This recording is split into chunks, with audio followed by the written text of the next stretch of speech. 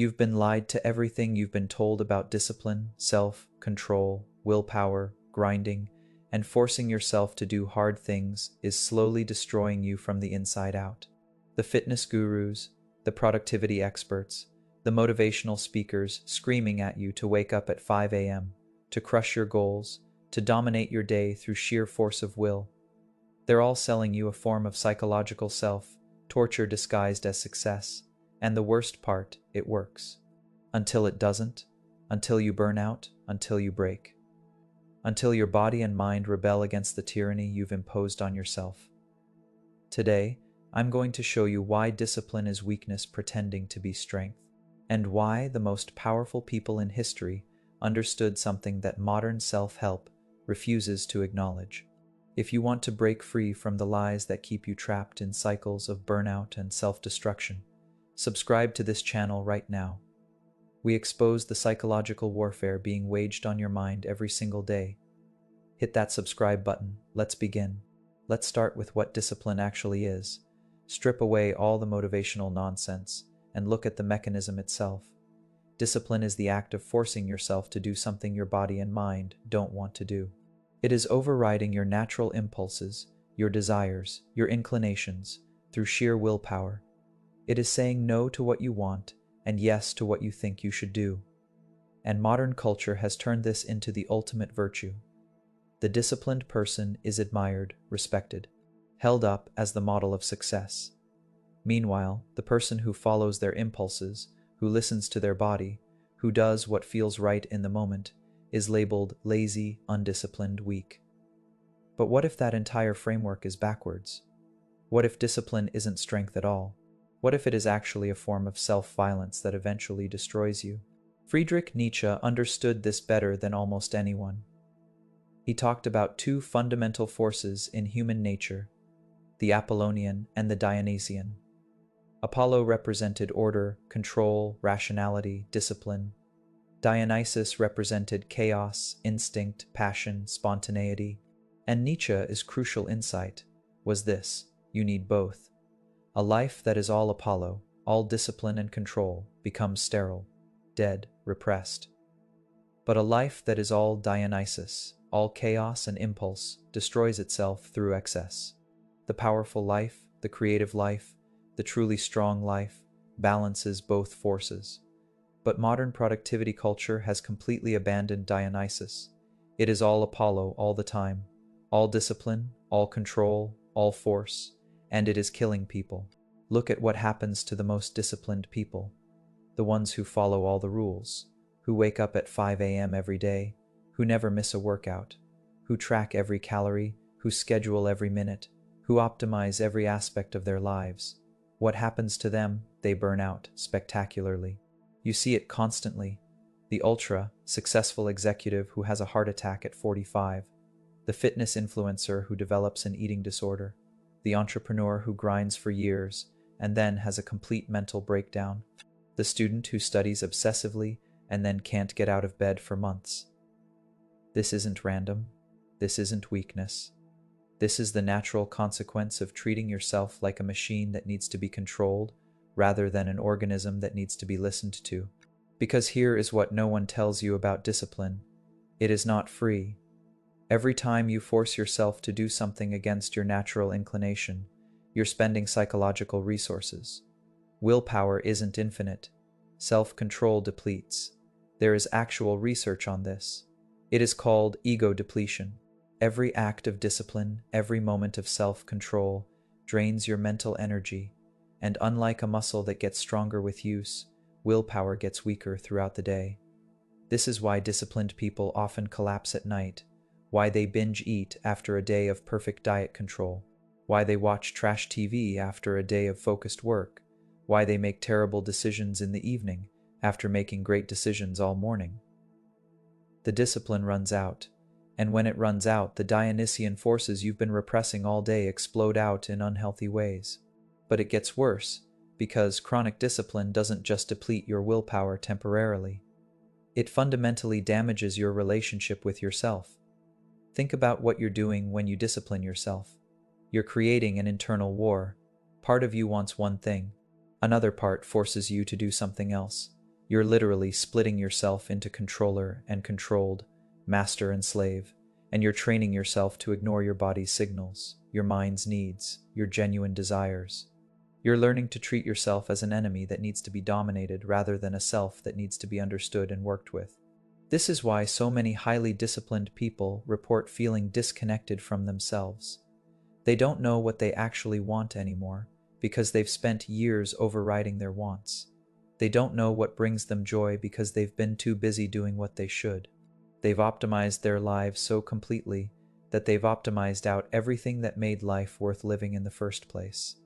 They've won the discipline game but lost themselves in the process. And this is exactly what Nietzsche warned about. He called it the ascetic ideal, the idea that you become virtuous, successful, strong through self-denial, through saying no to life, through treating your body and desires as things to be conquered.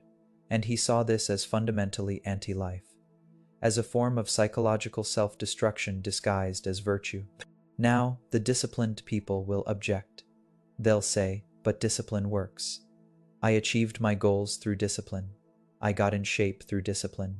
I built my business through discipline. How can you say it is weakness when it clearly produces results? And here's the answer.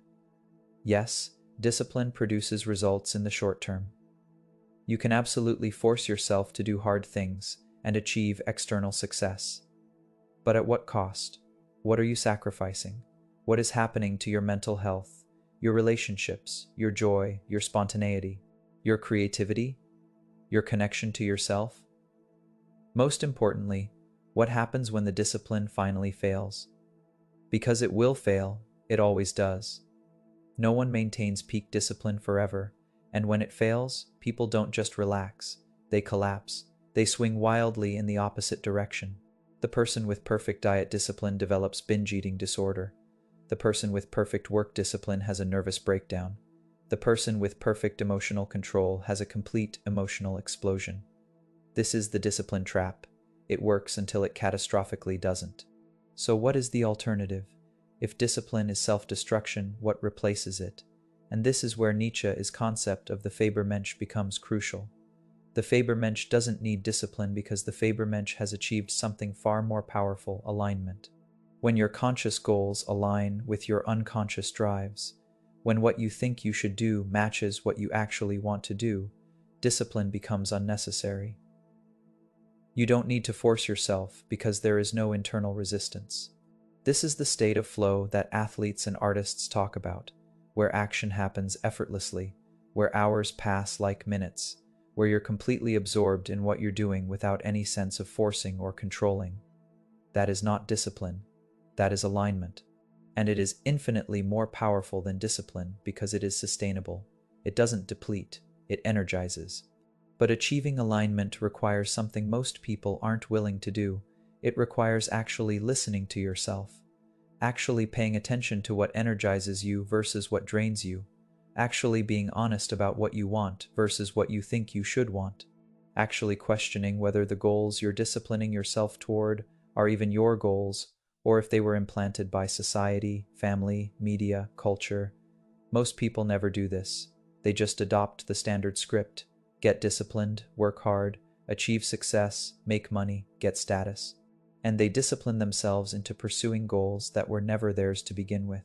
And then they wonder why success feels empty, why achievement doesn't satisfy, why they're successful on paper but miserable in reality. Let me give you a concrete example. Consider two people trying to get in shape. Person A uses discipline, sets alarm for 5 a.m., forces themselves to the gym, counts every calorie, overrides every craving, pushes through pain and exhaustion, and for a while it works. They lose weight, they build muscle, they achieve the aesthetic they wanted, but they hate every minute of it. The gym is torture, the diet is misery, the whole process is a war against themselves. And the moment life gets stressful, the moment something disrupts their routine, the discipline fails, and they gain everything back. Person B takes a different approach. They experiment with different types of movement until they find something they actually enjoy. Maybe it is dancing. Maybe it is rock climbing. Maybe it is martial arts. Something where the activity itself is intrinsically rewarding. They eat foods that make them feel good, not according to some external diet plan, but by actually paying attention to how different foods affect their energy and mood. They exercise when their body has energy, rest when it needs rest. And over time, they transform their body not through discipline, but through genuine lifestyle change. That doesn't require force, because it is aligned with who they actually are. Which approach is more sustainable? Which approach leads to long-term success? Which approach doesn't require constant psychological warfare? This is the fundamental distinction. Discipline is external force applied to yourself. Alignment is internal harmony where force becomes unnecessary. And you can see this distinction in every domain. The writer who disciplines themselves to write every day versus the writer who writes because they're consumed by ideas they need to express. The entrepreneur who forces themselves to work 80 hours a week versus the entrepreneur who can't stop working because they're genuinely obsessed with what they're building. The student who crams through discipline versus the student who learns voraciously because the subject fascinates them. In every case, the person operating from alignment is more powerful, more sustainable, more creative, and ultimately more successful than the person operating from discipline.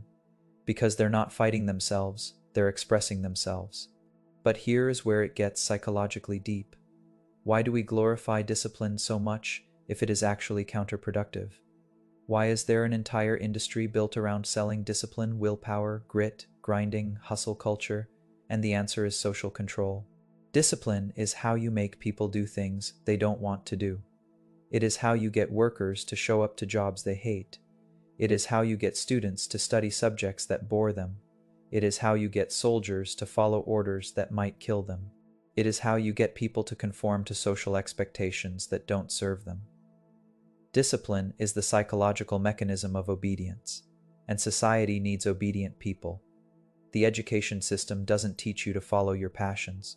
It teaches you to sit still, be quiet, do what you're told, even when you don't want to. That is discipline training. The corporate world doesn't reward people for doing what they love. It rewards people for doing what they're told to do, reliably, consistently, regardless of how they feel about it. That is discipline exploitation. The entire social structure depends on people being disciplined enough to override their own desires in service of systems that don't serve them. This is why discipline is sold as the ultimate virtue, because disciplined people are controllable people. They've been trained to force themselves to do things they don't want to do, which means they can be pointed in any direction, and they'll go there through sheer willpower. They're the perfect employees, the perfect soldiers, the perfect citizens. They do what they're supposed to do, and the beauty of it, from a social control perspective, is that they police themselves. You don't need external force when people have internalized discipline. They force themselves. They've become both prison and prisoner, master and slave, controller and controlled, and they're proud of it. They wear their discipline as a badge of honor. They compete over who can be more disciplined, who can wake up earlier, work harder, deny themselves more completely. It is a perfect system of self-imposed control. Nietzsche saw through this completely. He called it slave morality, the morality that glorifies suffering, self-denial, obedience, discipline. The morality that says you become virtuous through saying no to yourself, through self-control, through asceticism. And he contrasted it with master morality, the morality of people who say yes to life, who pursue what they desire, who create their own values rather than obeying external ones, who follow their own will to power rather than disciplining themselves into conformity. And master morality doesn't need discipline because it is not forcing itself to do things it doesn't want to do. It is expressing what it genuinely is. This is the crucial difference between repression and expression, between forcing and flowing, between discipline and power. Now, let's talk about what happens in your brain when you rely on discipline versus when you operate from alignment. Neuroscience has actually mapped this. Discipline activates your prefrontal cortex, the part of your brain responsible for executive function, planning, control, override. It is essentially your brain's brakes, and using your brakes constantly is exhausting. It requires glucose, it requires energy, it depletes throughout the day. This is why discipline is hardest at the end of the day, Your prefrontal cortex is exhausted from overriding your impulses all day long. But when you're operating from genuine interest, from flow, from alignment, different brain systems activate. Your brain's reward circuits light up. Dopamine flows naturally. You're not using your brakes, you're using your accelerator. And your accelerator doesn't deplete the same way. This is why people can spend hours doing something they love and feel energized, but 30 minutes of something they're forcing themselves to do leaves them exhausted. Different neural mechanisms, different sustainability. And here is something most people don't realize. Chronic discipline actually changes your brain in harmful ways. When you constantly override your impulses, when you constantly force yourself to do things you don't want to do, you're training your brain that your desires are wrong, that your impulses are enemies, that you can't trust yourself. This creates a fundamental split in your psyche, a war between what you want and what you think you should want, between who you are and who you think you should be, and this internal war is exhausting.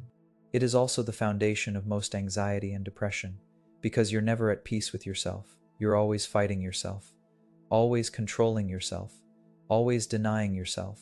This is psychological violence, and we call it discipline and treat it as a virtue. Think about the language we use around discipline. We talk about crushing goals, dominating your day, destroying your weaknesses, killing your excuses. It is all violent language, all warfare metaphors, because that is what discipline is. It is war against yourself. And like any war, it has casualties. Your mental health, your joy, your spontaneity, your creativity, your connection to yourself. These are the costs of discipline that no one talks about.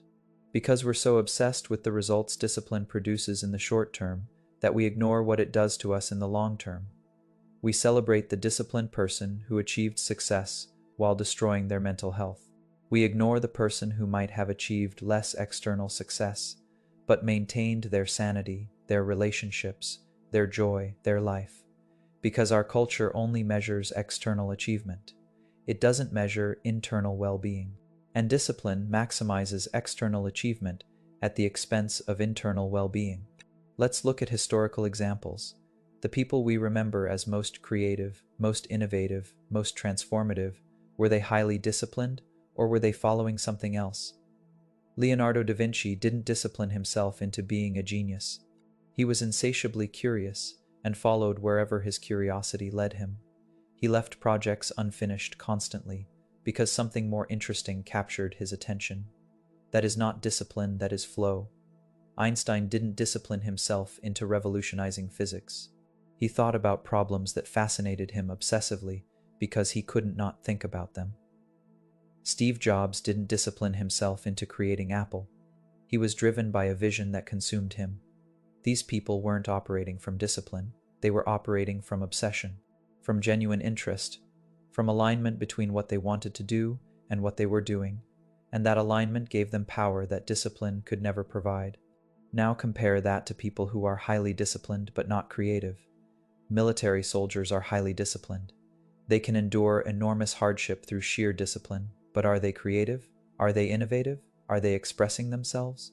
No, they're following orders, doing what they're told, subordinating their will to external command. That is what discipline creates. People who can endure, who can force themselves, who can override their own desires. But not people who create, who innovate, who transform, because creation doesn't come from force. It comes from freedom, from spontaneity, from following what calls to you rather than forcing yourself toward predetermined goals. Discipline produces soldiers, alignment produces artists. And this brings us to the dark side of discipline culture that almost no one talks about. Discipline is often a socially acceptable form of self-harm. People who would never cut themselves or starve themselves will absolutely destroy themselves through overwork, over-exercise, over-optimization, over-control. And they'll be praised for it. The person who works 80 hours a week and has a heart attack is seen as dedicated. The person who exercises to the point of injury is seen as committed. The person who optimizes every aspect of their life into joylessness is seen as disciplined. But these are all forms of self-destruction, just socially acceptable ones. The person with an eating disorder who disciplines themselves into starvation is sick, but the person who disciplines themselves into extreme fitness is inspirational. What is the actual difference? Both are using discipline to harm themselves. One is just more culturally valued. This is what Nietzsche meant when he criticized the ascetic ideal. The idea that you become better through suffering, through self-denial, through discipline. He saw this as fundamentally nihilistic, as a rejection of life disguised as virtue, because life wants to expand, to grow, to express, to experience, and discipline is all about constriction, control, denial, limitation. It is saying no to life in the name of some imagined better self, some future goal, some external standard of success. But what if that better self never comes? What if you spend your whole life disciplining yourself toward a goal, and then you get there and it is empty? What if you sacrifice your present for a future that doesn't deliver? That is the discipline trap. You trade what is real now for what might be real later, and later never comes. There is always another goal, another level. Another thing to discipline yourself toward. You never arrive. You just keep controlling and forcing and denying forever. So what is the alternative? How do you achieve anything without discipline? And the answer is through cultivation, not control. Through understanding yourself rather than forcing yourself. Through finding what naturally energizes you rather than what you think you should do. Through experimentation rather than rigid plans. Through listening to your body and mind rather than overriding them. This requires something harder than discipline.